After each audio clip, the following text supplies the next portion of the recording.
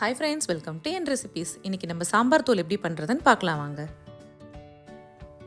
துவரம்பருப்பு 50 கிராம், உளுந்தம்பருப்பு 50 கிராம், கடுகு 25 கிராம், சீரகம் 50 கிராம், மிளகு 25 கிராம், கடலைப்பருப்பு 50 கிராம், அரிசி 50 கிராம், வெந்தயம் 2 டீஸ்பூன், பெருங்காயம் 50 கிராம், கொத்தமல்லி விதை 1/2 கிலோ, வரமிளகாய் 1/2 கிலோ எடுத்துக்கலாம்.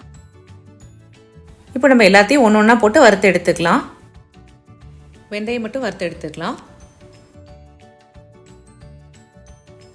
நல்லா செவக்க வறுத்ததும் நம்ம வேறொரு பாத்திரத்தில் மாற்றி வச்சுக்கலாம். இப்போ அரிசி சேர்த்துக்கலாம். அரிசி நல்லா பொரியிற வரைக்கும் வறுத்து எடுத்துக்கலாம். இதுவும் வறுப்பட்டதுக்கு அப்புறமா வேறொரு பாத்திரத்தில் மாற்றி வச்சுக்கலாம். இது மேலேயே கொட்டி ஒன்றா ஆற வச்சுக்கலாம். இப்போ மிளகு சேர்த்துக்கலாம்.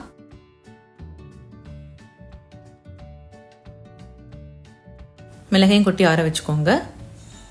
அடுத்து கடுகு சேர்த்துக்கலாம். கடுகு நல்லா சூடானதுக்கப்புறமா பொரிய ஆரம்பிக்கும். நல்லா பொரிஞ்சதுக்கப்புறமா அதையும் அதில் சேர்த்து ஆற வச்சுக்கோங்க.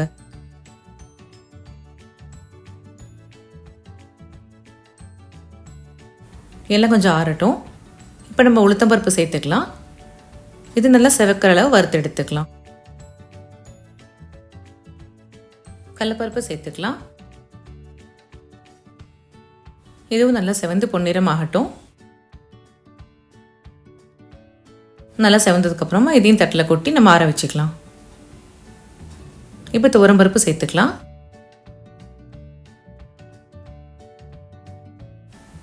இதுவும் வறுபட்டுருச்சு. இப்போ சீரகம்,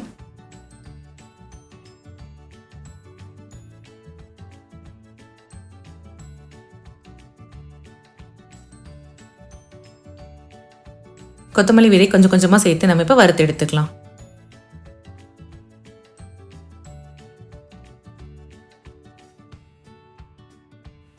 வரமிளகாயும் கொஞ்சம் கொஞ்சமாக சேர்த்து வறுத்து எடுத்துக்கலாம்.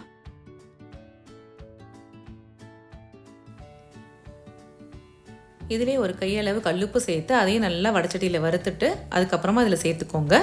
கருவேப்பிலையும் கழுவி அதையும் நல்லா இந்த மாதிரி வறுத்து போட்டுக்கலாம். இது எல்லாம் ஆறட்டும். இப்போ பெருங்காயம் சேர்த்து வறுத்து எடுத்துக்கலாம்.